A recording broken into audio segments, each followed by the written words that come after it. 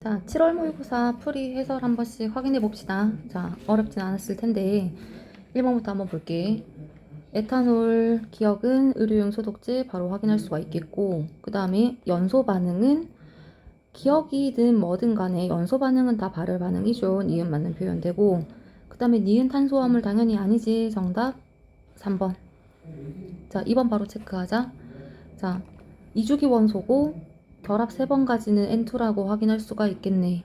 Y는 탄소 결합 4번 가지고, Z는 플로린 결합 1번에 비공유 3번. 그러면 확인해 볼게. X는 이주기 15족 원소인 질소가 되고, CF4 분자구조 정사면체 됩니다. 결합각 109.5도까지 같이 확인해 주면 좋겠네. Z2는 F2지. 항상 이런 거는 실수할 수 있기 때문에 원소 기호 잘 적어가면서 문제 풀어주고, F2는 단일 결합으로만 이루어져 있죠. 정답 3번으로 체크할게. 자, 3번에 이온의 구조식은 항상 잘 나오지. 보자마자 사실 오른쪽에 있는 D와 C의 구조를 보지 않더라도 HCl인 거 확인할 수 있지만, 보자마자 OCl-라고 바로 읽어주는 연습을 해주면 더 좋을 것 같아. 자, Na 플러스고 이온 전하가 없었다라고 하면 플로린과 염소가 결합한 물질로 볼 수 있겠지만, 전자 하나를 얻어서 플로린처럼 결합을 형성하기 때문에 OCl-. 이런 것들은 이제 이온 구조 자체를 항상 암기를 합시다. 문제에서 이런 물질들이 나올 때마다 구조 완전히 암기. 그러면서 이제 이런 것들 복습해주고. 자, 기억 볼게.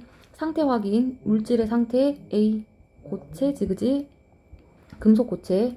전성과 연성을 가집니다. 이게 금속의 성질이 되고, 그 다음에 니은에 또 전기전도성 물어보네. 상태 또 체크하고, A하고 C, NaCl 이온 결합 물질 액체 상태 전기전도성이 있고, D2B는 H2O다, 그죠?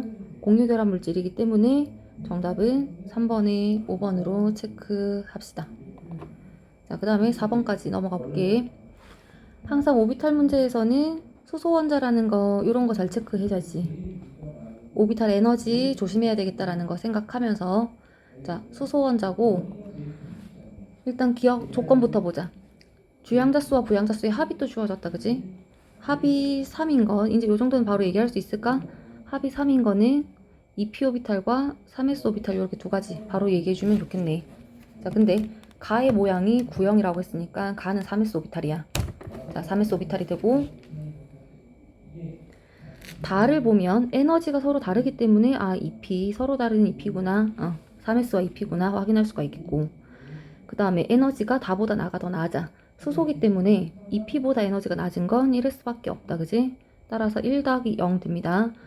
1s 오비탈의 주양자수 1, s 오비탈의 부양자수는 0. 1s 오비탈. 자, 확인하면 되겠네. 기억 볼게. 3s가 되고, a는 따라서 1이어야지. 그 다음에 다의 부양자수는, 다는 우리가 지금 2p 오비탈이기 때문에 p 오비탈의 부양자수는 1이 돼야지. 정답 4번에 1번으로 체크합시다. 자, 5번 문제. 뭔가 그림이 많고 말이 많고 하지만, 금속에서 나오는 반응 실험에서는 전하량 보존으로 문제 풀어주는 거, 기본 개념 이용해서 풀어주는 거지. 반응 전 양이온 전하량 총합과 반응 후 양이온 전하량 총합이 같다. 금속을 첨가할 때 그것만 잘 확인해주면 되겠고, A2 플러스 이온이 3N개, N 뗄게, A2 플러스 이온이 3개, 반응 전 전하량이 6 플러스. 여기다가 금속 B를 첨가했네. 그랬더니 표 안에서 보면 BN 플러스 이온이 용액 속에 몇 개 들어있다? 2개가 들어있다. 반응 후도 그래서 6 플러스가 돼야 되기 때문에 B 이온의 전하가 3 플러스라는 거, M이 3 바로 확인할 수 있지, 그지? 그 다음에 실험 2에서 3가 양이온이라는 걸 찾았고, 반응 전 3가 양이온이 3개, 반응 전 전하량 9 플러스, 반응 후 전하량도 9 플러스를 만들어주면 되겠죠. C 플러스가 몇 개 있어야 9 플러스를 만들어? 9개가 있어야 되겠네. X는 그래서 9라고 찾아주면 됩니다. M은 3이 되고 X는 9가 돼야 돼. 자, 실험 1에서 금속 B가 전자를 잃어 양이온 됐지. 산화수가 0에서 플러스 3으로 산화수가 증가, 산화됐기 때문에 환원제가 돼야 돼. 자, 정답은 그래서 기억 1번으로 체크해주자. 환원제여야 합니다. 자, 그리고 금속은 얘들아, 우리 환원이 될 수 없다라 그랬잖아, 그지? 금속은 무조건 산화제가 될 수가 없다. 이런 거 자체를 암기를 해버려. 암기를 해버리고 그냥 보기에서 산화제냐 환원제냐 생각하지 않고 헷갈리지 않고 그냥 바로 답이 아니다 체크할 수 있게끔 이런 문장들을 외워가면서 이런 부분에 대해서 조금씩 너희들이 시간을 조금씩 줄여 나가주는 연습하는 거야. 정답 글에서 1번 체크하고, 자 6번 넘어가 볼게. 자 6번 문제 같은 경우에는 내용 공부를 조금 해줬으면 좋겠어. 전자쌍 반발 이론. 사실 이런 문제들은 내용적으로 너희들이 좀 충실하게 잘 되어 있었으면, 문제에서 내가 뭘 물어볼 건지, 문제 의도가 무엇이었는지가 첫 번째 줄 학생 A가 전자쌍 반발 이론을 학습한 후 이 문장까지만 읽어냈었어도 문제 의도를 충분히 파악을 할 수 있었을 거야. 가설 봅시다. 단일 결합으로만 이루어진 분자에서 중심원자의 전자쌍수가 같을 때, 비공유 전자쌍수가 많을수록 결합각의 크기가 작아진다. 옳은 표현이 나왔지. 가설이 옳다라는 것도 바로 확인해 주면서 이 문장까지만 읽자마자 우리는 이 가설을 확인하기 위해 어떤 세 가지 분자를 비교해야 되는가가 빠르게 머릿속에 들어왔었어야 합니다. 요 세 가지 분자를 구분을 하는 거지. 중심 원자의 전자쌍수가 모두 네 쌍으로 동일하지. 공유 네 쌍, 공유 4개, 공유 4개가 아니고 공유 3개의 비공유 하나, 공유 2개의 비공유 2개, 비공유가 없고. 자, 이 세 가지 분자는 중심 원자가 가지는 총 전자쌍수는 동일해. 네 쌍으로 같을 때 비공유 전자쌍의 개수가 0, 1, 2로 점점 많아질수록, 그죠? 비공유 전자쌍수가 많아질수록 결합각의 크기가 점점 작아지고 있다는 거 확인할 수가 있지. 결합각이 109.5도, 107도, 104.5도니까 이렇게 세 가지를 비교해야 되겠구나. 빠르게 머릿속에 개념이 떠올랐었어야 합니다. 그래서 X가 CH4, Y가 NH3, Z가 H2O. 정답은 2번으로 바로 체크하고 넘어가주자. 자, 그 다음에 7번 문제 바로 넘어가주면, 평형 문제에서 일정량의 액체를 넣은 후, 자, 시간에 따른 액체의 양을 나타낸 것, X의 양을 나타낸 것이다. X가 액체 물인지 수증기인지를 이제 확인을 해야 되는 건데, 자, 시간이 지남에 따라 밀폐된 용기 안에서 물의 양은, 액체의 양은 점점 줄어들죠.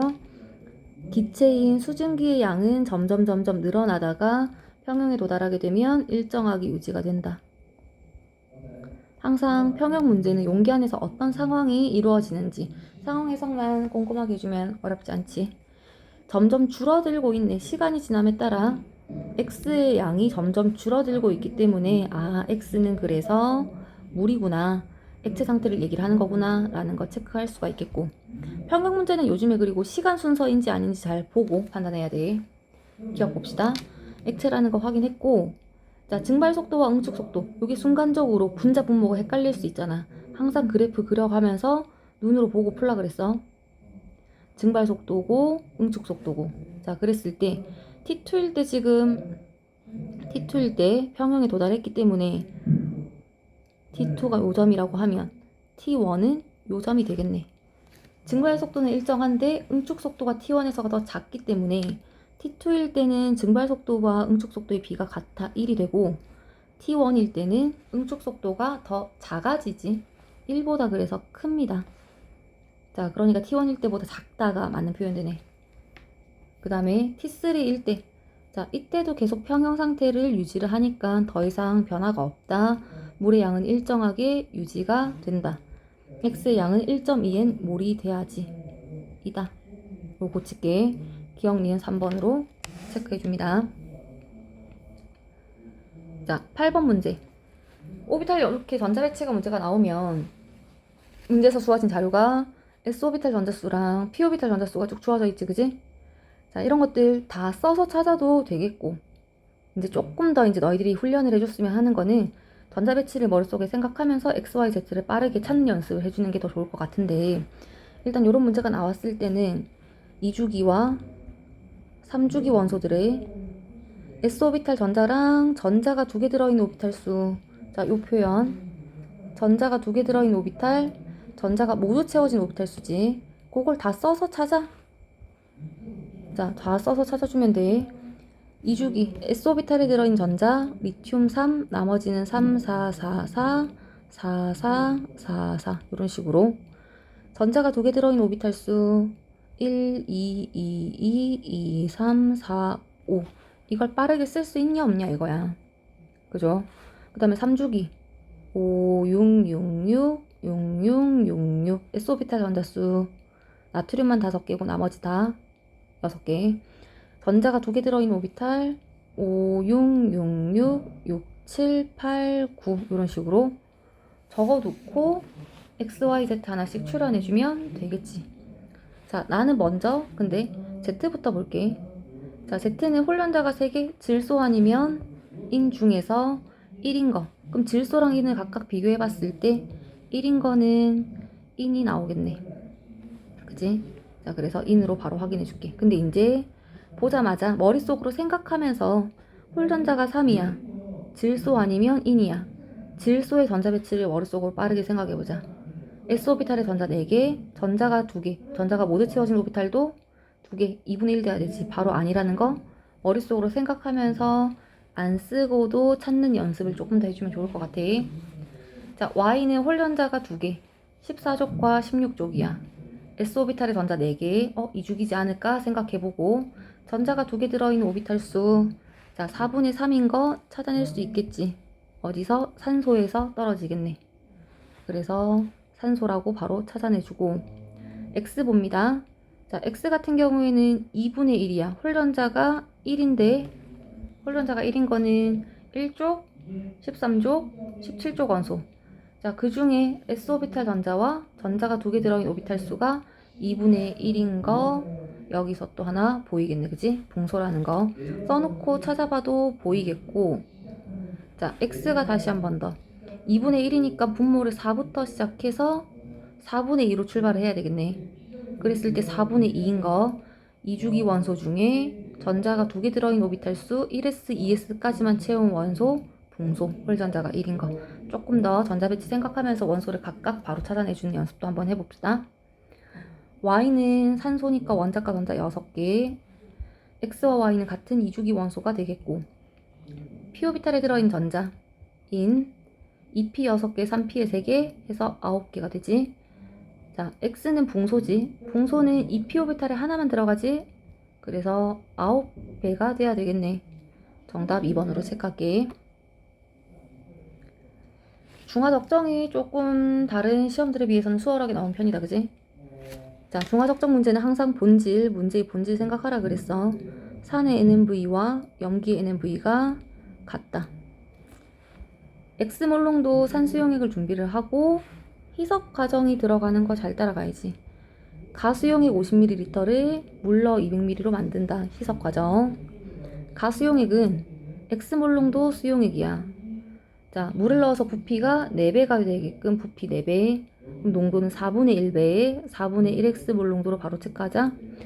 자, 그래서 이 수용액 40ml를 가지고 중화 적정을 하네. 여기서부터는 NMV 써주면 되겠지. 산의 가수 1 곱하기 농도, 중화 반응에 사용한 농도니까 4분의 1X가 들어가야지. 용액의 부피 40ml, 염기 가수 1 곱하기 농도 곱하기 부피 20ml 해서 체크해주면 되겠네. 따라서 정답은 X는 0.2, 9번에 2번으로 체크해주면 됩니다. 자, 정리할 수 있겠지, 그지? 요 농도를 4분의 1X를 조심스럽게 잘 체크했으면 크게 어렵지는 않았던 문제였습니다. 10번 문제 가보자. 2주기 옥텟 만족한다 체크했을 때 탄소, 질소, 산소, F로 이루어진 분자. 자, 이 문제는 어떻게 나는 출발을 할 거냐면 가부터 시작을 할게. 분자당 구성원자 수가 3이야. 3원자 분자란 얘기지. 근데 성분 원소도 3가지. 따라서 가가 될 수 있는 분자부터 출연해보자. 이런 것들을 눈에 보이는 게 있어야 된다라 그랬죠. 탄소, 질소, 산소, 플로린으로 이루어진 3원자 분자 중에 성분 원소가 3개인 것. FCN이거나 NOF거나 2가지 중에 가가 돼야 되겠지. 그래서 원자과 전자를 합해보면 되겠네. 7개, 4개, 5개. 5개, 6개, 7개. 따라서 원자과 전자수 합이 16인 거는 FCn이겠지. 자, 여기서 이제 W, X, Y, Z를 좀 정리를 하면 가해에서 산소가 빠져있네. Y가 산소라는 거 바로 확인할 수 있겠다. 그지? 산소, 산소. 나와 다에 둘 다 산소가 들어가 있어. CO2하고 OF2겠죠. 3원자 분자니까. 원자과 전자수가 16. 안 세봐도 CO2가 원자과 전자수 합이 더 적지 않겠니, 그지? 탄소가 플로린보다 원자보다 작잖아. 자, 그래서 나가 CO2라는 거 바로 확인할 수가 있겠고, W가 그러면 탄소, Y하고 Z로 이루어진 게 OF2, 플로린, X 질소. 확인해보면 되겠지? CO2 원자과 전자 4 더하기 6 더하기 6, 16 보이지? 6 더하기 7 더하기 7, 20 보이죠? 자, 이렇게 해서 원소 구분하고 기억 봅니다. 가에는 극성 공유 결합이 당연히 있지. 극성 공유 결합으로만 이루어져 있고 또한 극성 분자기도 하죠. 나는 CO2니까 무극성 분자지. 결합의 극성과 분자의 극성을 구분지어서 물어보는 문제네. 디귿 볼게. 자, 다에서 Y는 부분적인 음전하를 띈다. OF2에서는 산소가 플로린보다 정금성도가 작기 때문에 양전하를 띈다가 돼야 돼. 정답 그래서 1번으로 체크하자.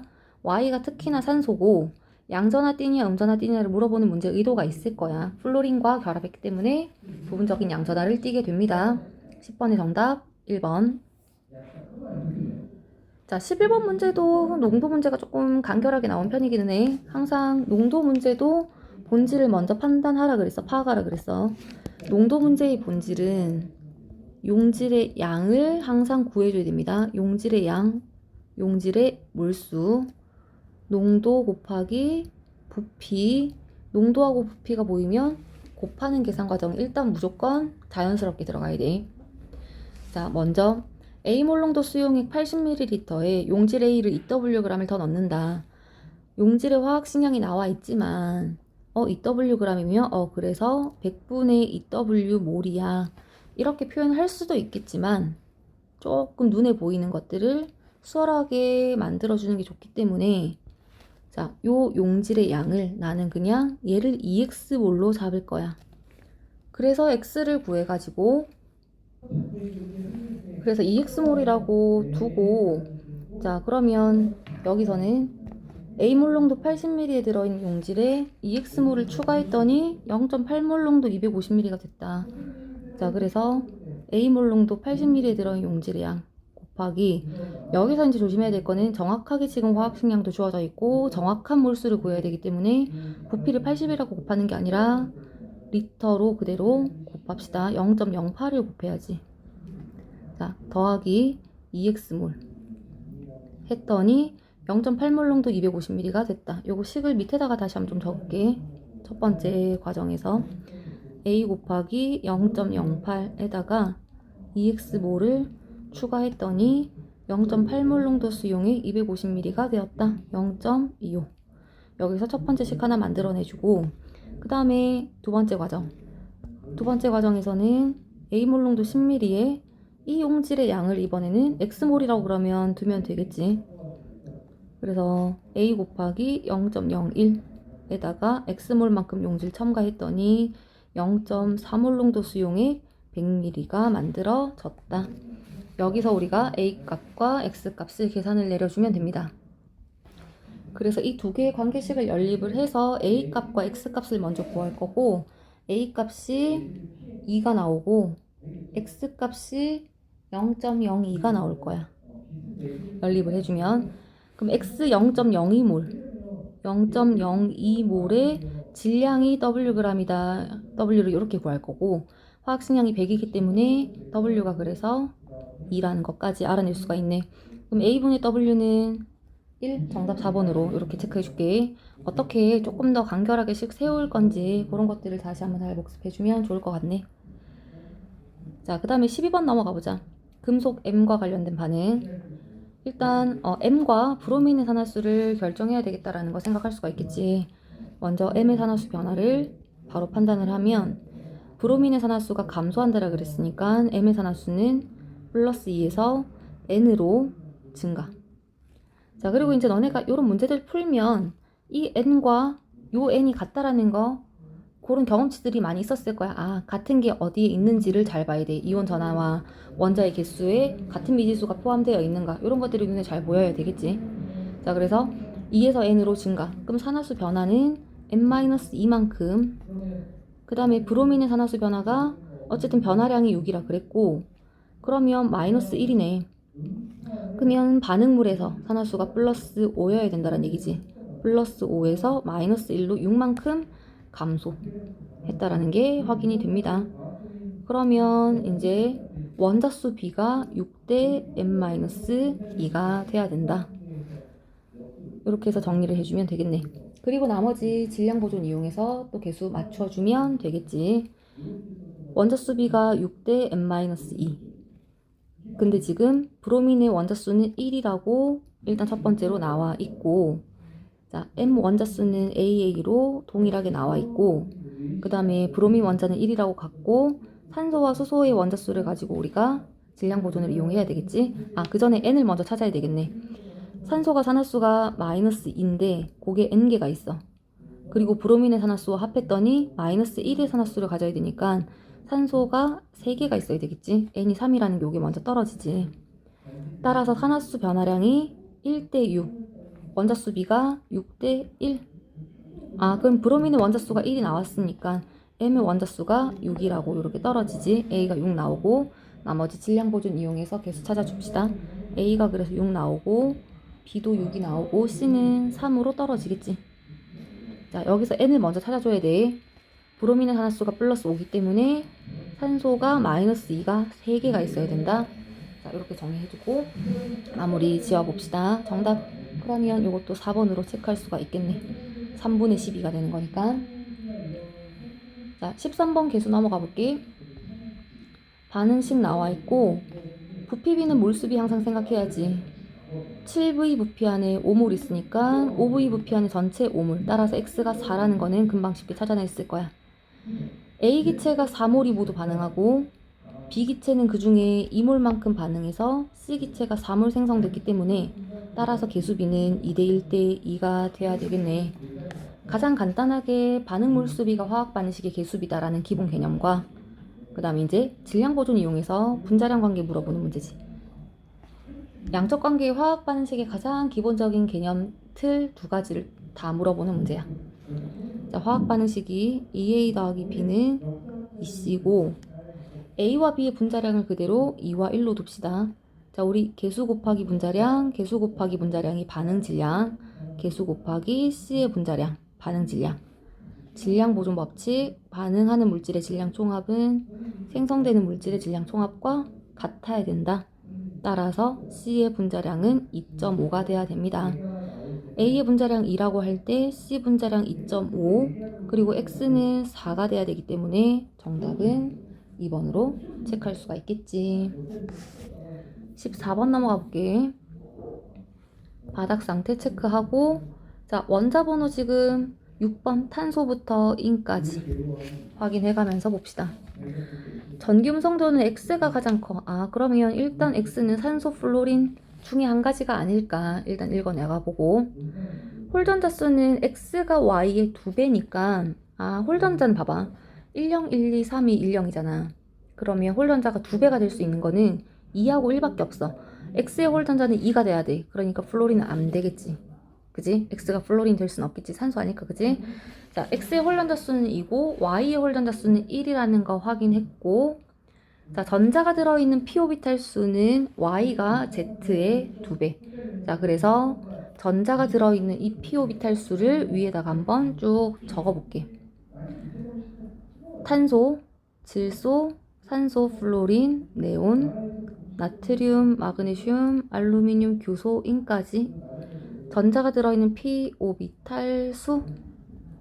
탄소 전자 배치 생각하면서 2개, 3개, 3개, 3개, 3개, 3개, 3개, 알루미늄부터 하나씩 더 4개, 훈트 규칙 5개, 6개. 자, 그래서 2배가 될 수가 있으려면 어떻게 돼야 되는가 이 얘긴데, 먼저 Y가 Z의 2배. 그러면 지금 2배가 될 수 있는 거는 2, 4 관계도 가능한데, 보자. Y가 그러면 알루미늄이라고 하면 Z는 탄소라고 뒀을 때 Y의 홀전자 알루미늄 홀전자 1 되지. 전기음성도 X를 산소라고 두고 풀면 모두 성립하겠네. 끝났네 바로. 여기서부터 출발을 해본 거야. 그죠?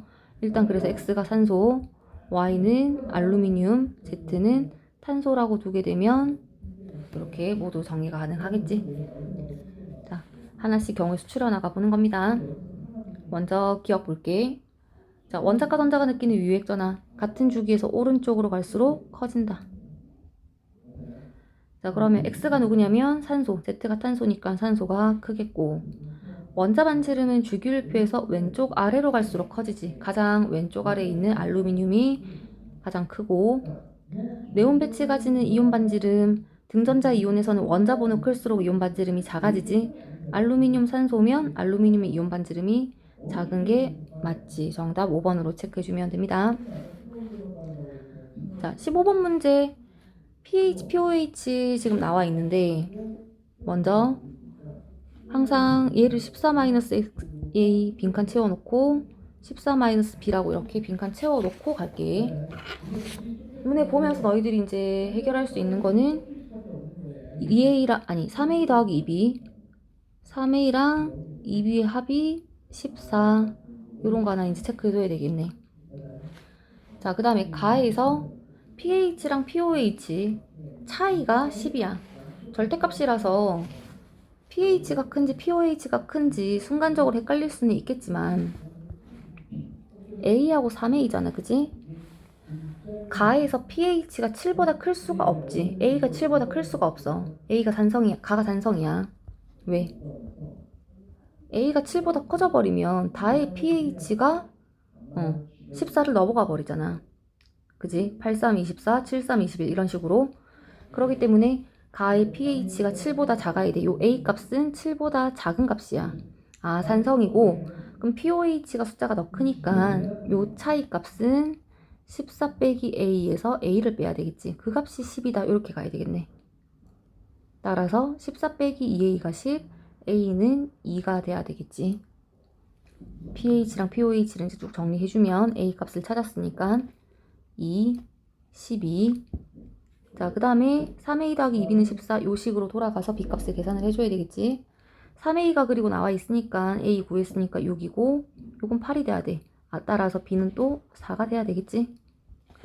자, B는 4가 돼야 되고, 그러면 나에서는 pH가 10이고 pOH가 4라는 거 확인했습니다.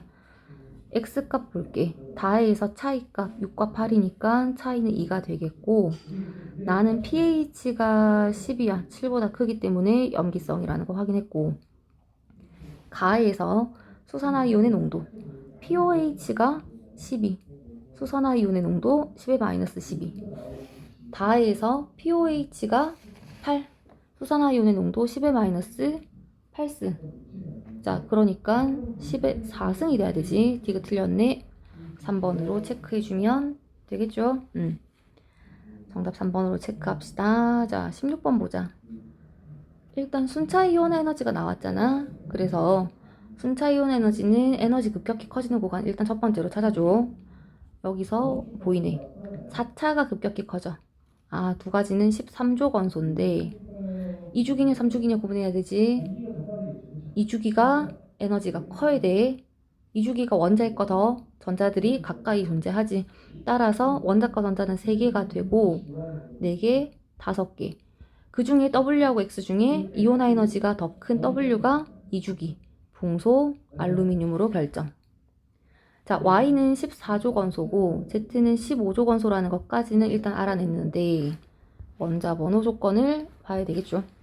X하고 Z 중에. 자, 원자 번호가 Z가 더 작으니까 인이 될 수가 없어. 그래서 질소여야 돼. 자, 이 문제는 3차 에너지를 비교하는 문제인 거야. 우리 3차 이온화 에너지 비교하는 거는 뭐 조금 생소할 수는 있을 텐데 2차 비교하듯이 똑같이 요것도 2차 비교하듯이 똑같이 그래프로 판단해 줍니다. 먼저 Y와 Z를 비교를 할 거야. 2차 에너지에서. 자, 3차 에너지 비교. 3차 에너지는 자, 붕소부터 출발해야 되지. 탄소, 질소. 보면 어디 탄소와 질소가 결국 역전이 되는 구간이거든. 3차 에너지에서는 질소보다 탄소가 3차 에너지가 커야 돼.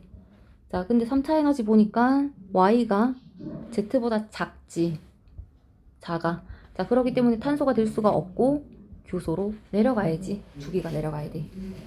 그래프 그려서 그대로 판단해 줍시다.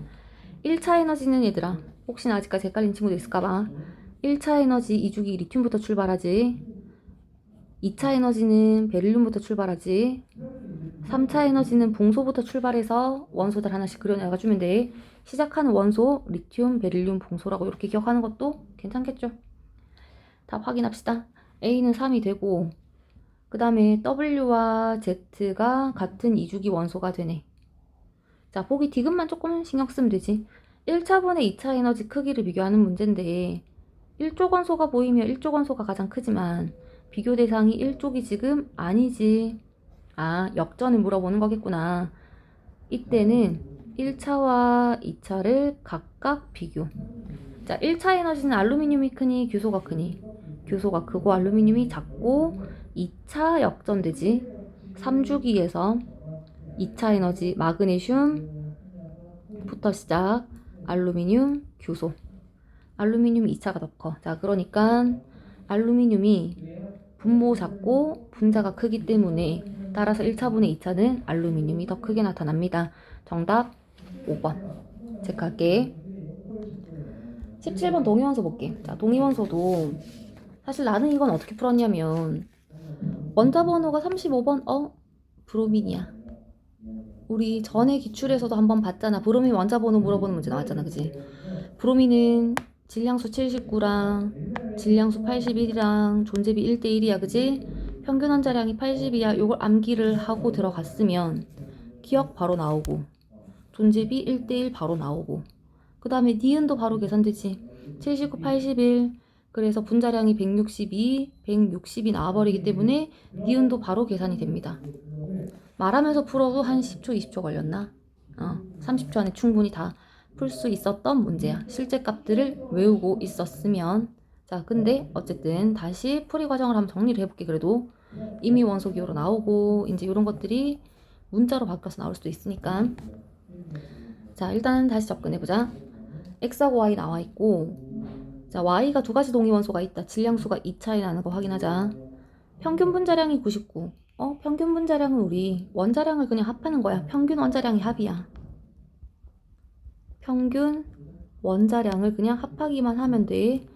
플로린의 원자량이 19고 여기에 브로민의 평균 원자량을 합한 값이 99여야 되니까 여기서 Y의 평균 원자량이라는 걸 알려준 거구나. 평균 원자량이 80이라는 걸 알려준 거구나.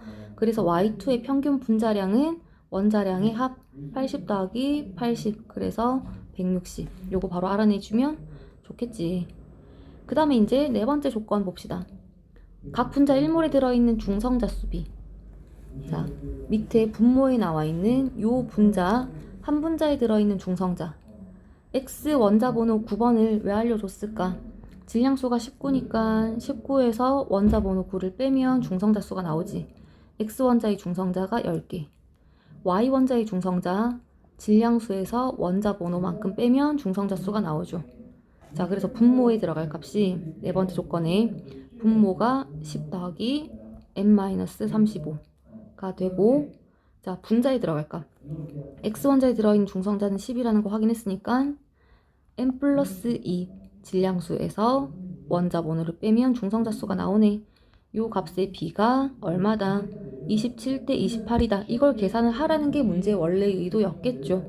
그지? 결국 요 식을 풀어내면 n값이 나올 텐데 그 n값이 79로 계산이 됩니다. 실제 계산해봐도 연립해보면 나와.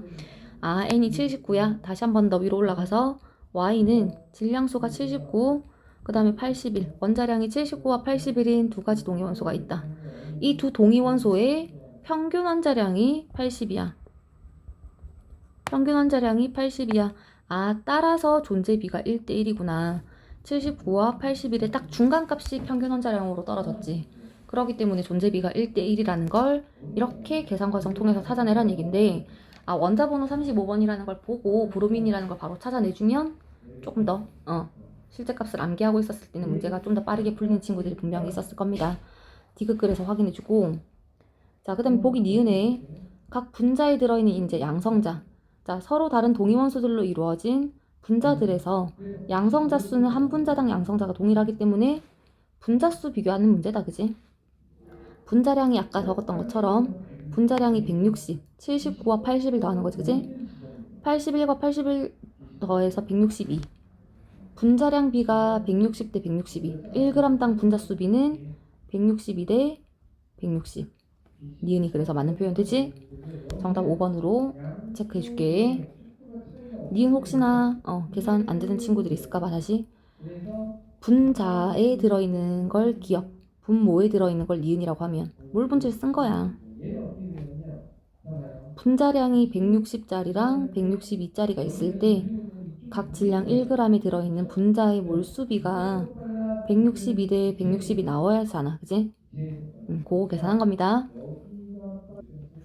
18번 봅시다. 자, 몰 문제가 기존 기출들보다는 조금 수월하게 나온 편이죠. 이것도 일단 이 문제 아마 이렇게 푸치고 분명히 있을 거예요. 나와 있는 숫자들 보면서 44, 46 분자량, 단위 질량당 전체 원자수 22, 23 이런 숫자들을 보고 나가 분자량 44인 거 N2O 생각해보고, 분자량이 76인 거, 분자당 구성 원자수가 왜 5 이하라고 줬는지 N2O3가 76이야. 이렇게 놓고 푼 친구들도 분명히 있었을 거야.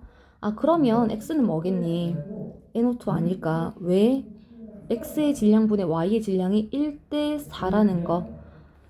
이 값을 보자마자 X 질량분의 Y 질량이 문제에서 주어졌고 1대 4라는 이 값을 보자마자 문제 의도를 너희들이 파악을 해야 돼. 배수비례 법칙 이용하는 거구나. 그리고 원자, 성분 원소들의 질량 비는 결국 원자수의 비라는 거. X 질량 분의 Y 질량. 자, 분모 자리 X가 들어가. X의 질량이 같을 때 Y의 질량이 가에서가 나에서보다 4배.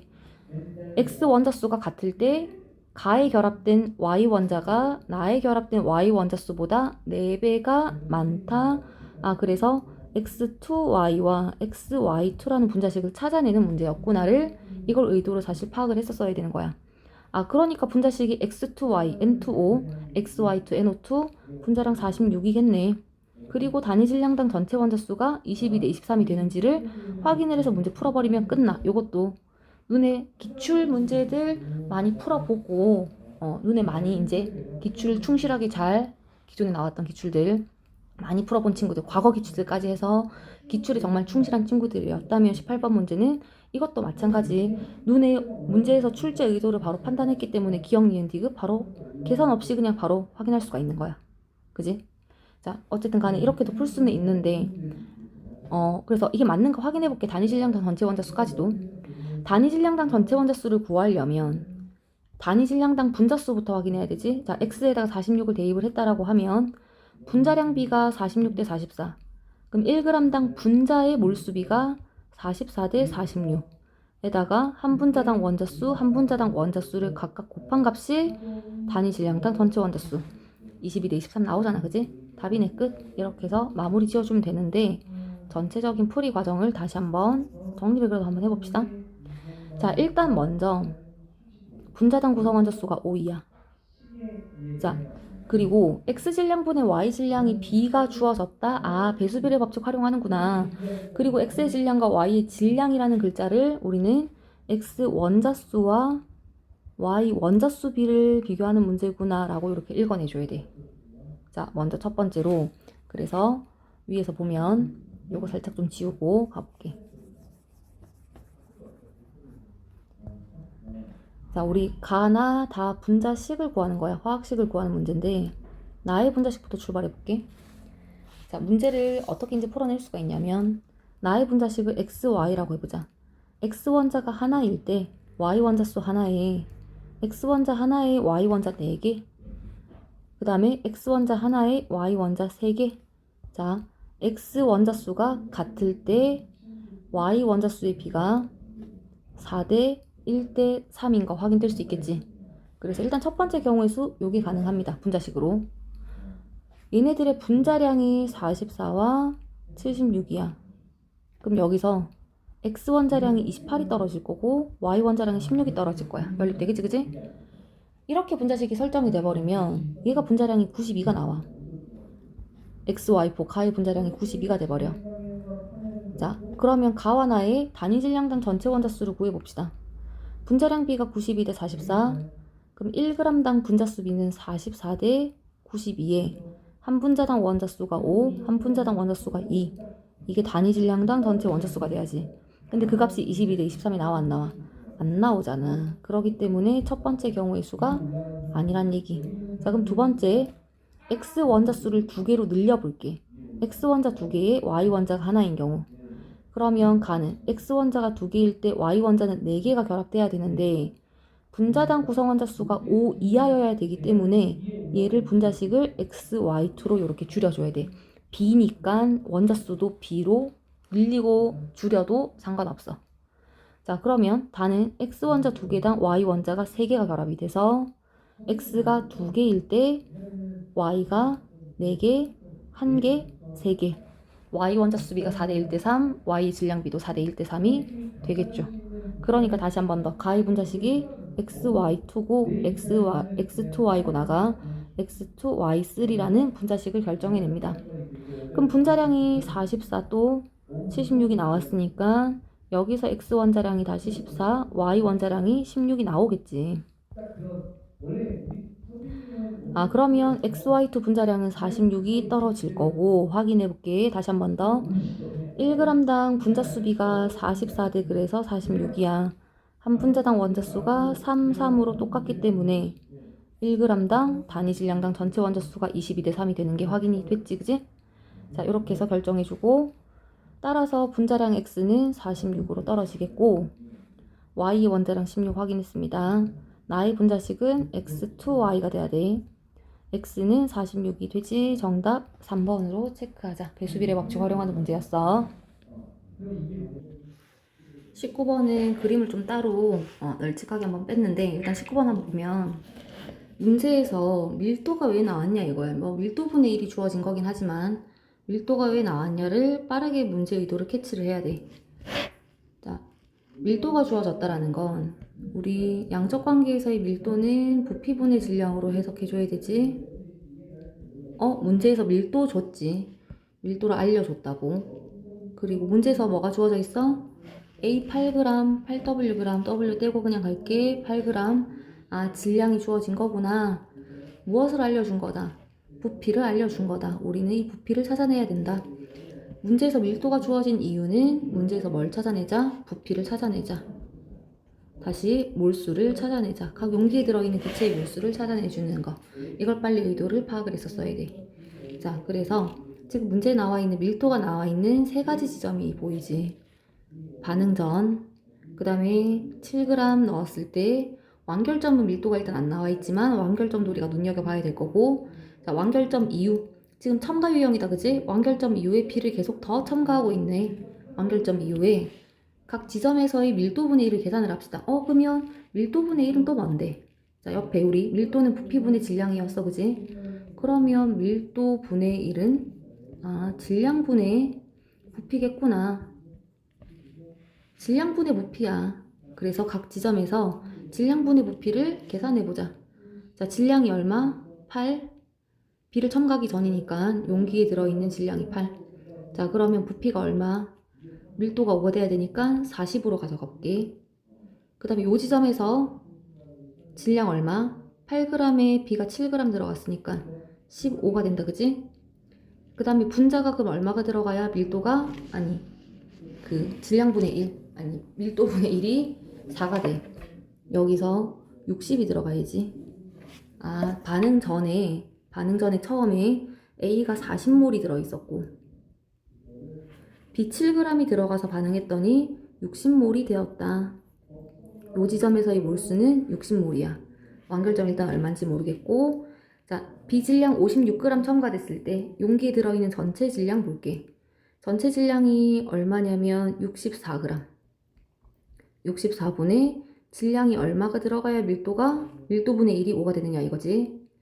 자, 그래서 부피가 여기서가 얼마? 320이 들어갈 겁니다. 320. 그럼 다시 말하면, 자, 옆에다 다시 상황을 정리해 볼게. 지금 용기에, 이 문제는 A 기체가 들어있는 용기에 B를 첨가하고 있는 상황인 거야. 처음에 용기 안에 A 기체가 40몰이 들어있었는데 이제 숫자 큰 거 싫으니까 0 다 하나씩 떼고 가보자. 기체가 4몰이 들어있는 용기에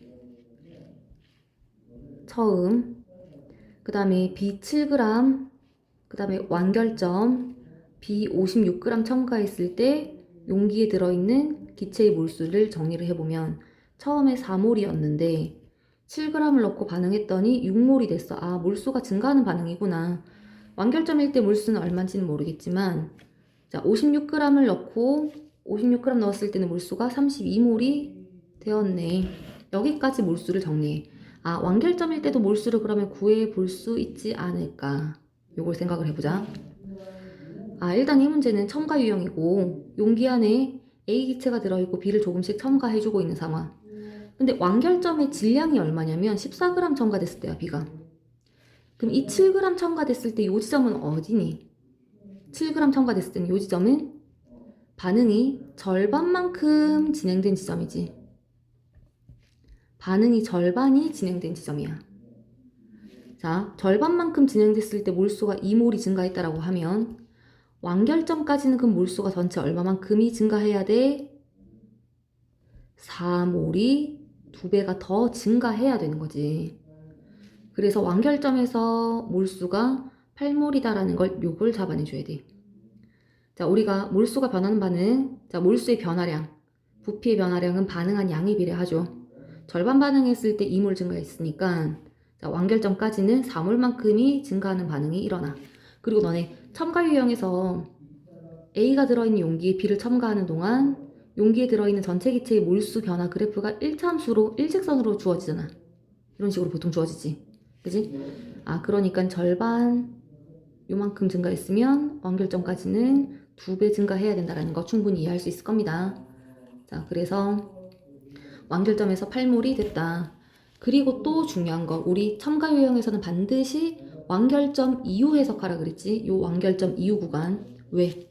완결점 이후에서는 넣어주는 B에 관한 자료를 알아낼 수가 있다. 자, B 기체가 14g에서 56g 됐어. 자, 요 구간에서 14g에서 56g. B 기체가 늘어나는 거지. B만 첨가되는 거지. 반은 더 이상 진행되지 않으니까. B 기체가 42g 증가했네. 그랬더니 몰수가 여기서 8몰이었는데 56g 넣었을 때 몰수가 32몰이야. 자, 8몰에서 32몰로 여기서 얼마만큼의 몰수가 증가했다? 24몰이 증가한 거지. 아, B 42g은 24몰이구나 라는 걸 알아낼 수가 있겠네. 그지?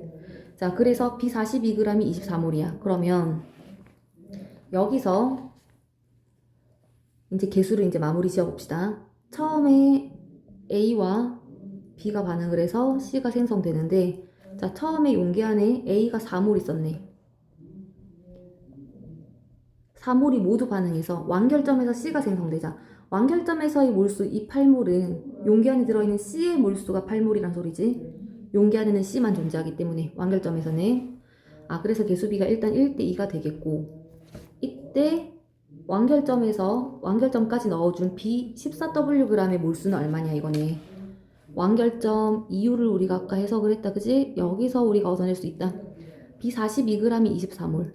그럼 B 기체 14g은 몇 몰이다? 8몰이다 라는 거 알아낼 수가 있다, 그지? 아, 완결점에 넣어준 B 14g은 B 기체 8몰에 해당이 됩니다. 따라서 B 기체가 완결점에서 8몰 첨가됐고 그 8몰이 모두 반응해서 C 기체가 8몰이 생성된 거네. 개수비는 1대2대2라고 찾아낼 수 있더라. 자, 첨가 유형에서는 반드시 완결점 이후 해석하는 루틴 연습해야 돼. 완결점 이후에서 넣어주는 물질에 대한 자료를 찾자. 자, 그래서 기억니은 디귿 이제 보기 확인하면 개수 C 값이 2라는 거 확인이 됐지. 자, 이제 분자량 구해볼게. A 4몰, B 8몰, C 8몰이 반응해. 1대 2대 2 계수비야. A 4몰 몇 그램? 8g이었고 용기 안에 B 기체 8몰이 14g이 들어가서 C 기체는 그러면 22g 생성되겠지. 질량 보존. 자, 분자량비는 그러면 16대 14, 7대 8이 되겠네. 같은 몰수의 질량 비교하면 된다, 그지? A 기체 8몰은 16g이 될 거니까 16대 14가 분자량비. 자, 이제 보기 디귿에 A 기체 그러면 이번에는 24g. 자, 화학 반응식이 A 더하기 2B는 2C인데 A 기체가 24g이 있어. 우리 4몰을 8g이라고 두면 24g은 12몰이라고 잡고, 자, B 기체 21Wg. 14g이 8몰이야. 42g이 24몰이라고 했으니까 21g은 또 12몰이라고 둘 수가 있겠네. 보기 디귿. 자, 전반은 이제 완성시키면 개수 나왔으니까 B가 다 반응하는 거 알 수 있겠다, 그지? 그래서 이렇게 반응하고 A 기체가 6몰 남고 C 기체 12몰. 전체 기체 몰수 18몰, 생성된 C의 몰수는 12몰. 따라서 3분의 2가 되죠. 디귿 맞는 표현 되고 5번으로 체크합시다. 20번 중화반응 볼게. 자, 중화반응에서 지금 용액 속에 음이온 수비가 바로 주어져 있지. 용액의 농도가 안 주어져 있지. 그러니까 조금 수월하게 나왔을 거다 생각해 볼 수가 있는데, 용액 속에 세 가지 음이온, 가에서 세 가지 음이온이 존재하니까 수산화이온까지 있구나, 용액이 염기성이구나 생각할 수가 있어야 돼. 자, 가에 들어있는 음이온이 OH-, A-, B2-, 이온들의 개수가 누가 3개고 누가 2개인지를 찾는 거겠지. 이런 것들은 일단 대입하면서 생각합니다. 먼저 요 A-랑 B2-를 두 개로 잡아보면, 자, 그러면 수소이온 2개, 수소이온이 4개였고 반응 전 전체 수소이온이 6개. 그래서 수산화이온이 3개가 남아야 되니까 요걸 9개로 잡아줘야 돼. 요것도 9라고 잡아서, 자, 음이온수가 다에 또 나와있지. 다로 넘어가서 또 확인해보자. 그럼 10ml당은 3개씩, 20ml당은 6개씩. 자, 20ml에 2개씩, 15ml에 1.5, 1.5, 그 다음에 5ml에는 2개 하나씩. 그래서 다 해서 확인을 해보니까 수산화이온이, 수소이온이 다 쓰이고 수산화이온이 6에서 3.5만큼 반응하고 2.5가 남지. 다용액 속에 들어있는 음이온이 2.5, 1.5, 1, 5대 3대 2가 성립하지. 아, 그래서 이온수를 여기서 3개, 2개, 2개로 잡고 시작한 게 맞구나. 자, 여기서 이제 출발을 더 가야지. 그러면 일단 나에서 이온수를 잡아야 되는데 부피가 XY라고 또 나와 있으니까 이온수를 어떻게 잡느냐 이거지. 20ml에 HA라는 산은 20ml에 2개씩이니까 Xml에는 0.1X라고 이온수 잡아낼 수가 있겠네. 이걸 이제 생각해낼 수가 있냐 없냐 이거야. Xml 0.1X. 자, 10ml당 2개씩, 4개씩 H2B다에서는 그 Yml에 들어있는 이온수는 0.2Y, 수소이온은 0.4Y. 이렇게 해서 표현을 해볼게. 자, 그래서 나의 음이온 1대1.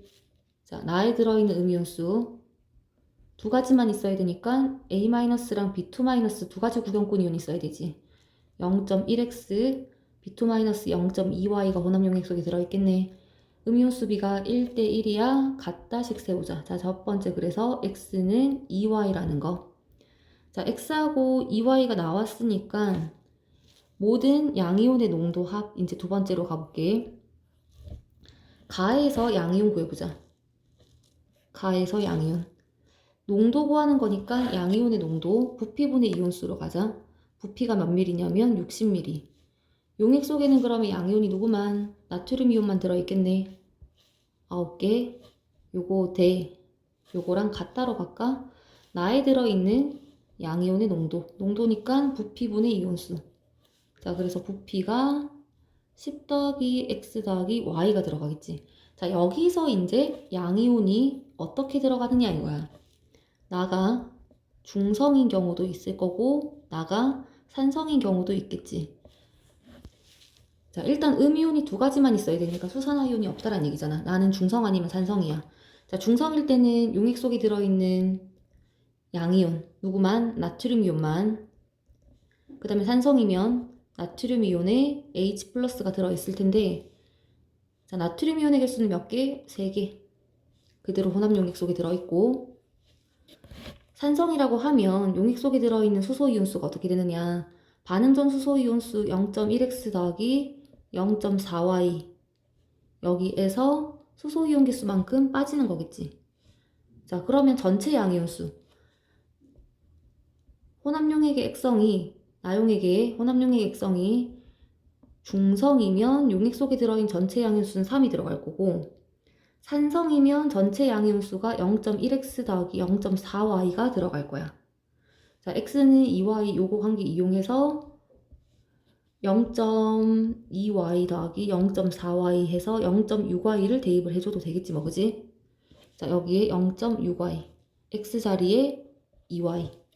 자, 용액이 첫 번째로 산성일 경우 양이온수 0.6y, 그리고 나용액의 부피가 10 더하기 2y 더하기 y 해서 60분의 9는 10 더하기 3y분의 0.6y다.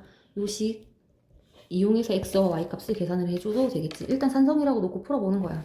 자, 이런 거 풀 때 그치? 시간 압박이 너희들이 있으니까 산성일까 염기성일까 고민을 할 거야. 근데 그 문제 푸는 상황에서 생각을 해보면 산성인지 염기성인지 일단 고민을 하기 전에 산성이라고 놓고 또는 뭐 중성이라고 놓고 일단 풀어보는 게 좋지 않겠니, 그지? 자, 이 식을 세워서 산성이라고 했을 때 x하고 y 값을 계산을 해보는 거지. 자, 그래서 x가 나오고 y가 나올 거야. 여기서 y가 10이 연립이 될 거고 x가 그러면 20으로 연립이 될 겁니다. 정답은 그렇게 4번을 이렇게 바로 체크해버리면 되는데, 자, 만약에 두 번째 용액이 중성이라고 해보자. 자, 가에서 양이온의 농도 60분의 9, 나에서의 양이온의 농도.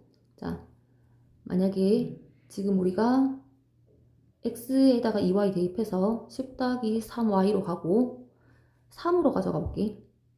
중성이면 양이온이 3이라 그랬잖아, 그지? 자, 이걸 풀어버리면 y 값이 어떻게 나오느냐 이거네. 60분의 9가 20분의 3이 돼야 되기 때문에 3y가 10이 돼야 되지. 그럼 따라서 y가 3분의 10이 되고 x는 2y라 그랬으니까 3분의 20이 돼야 돼. 일단 x 더하기 y가 3분의 30, 10이 없어.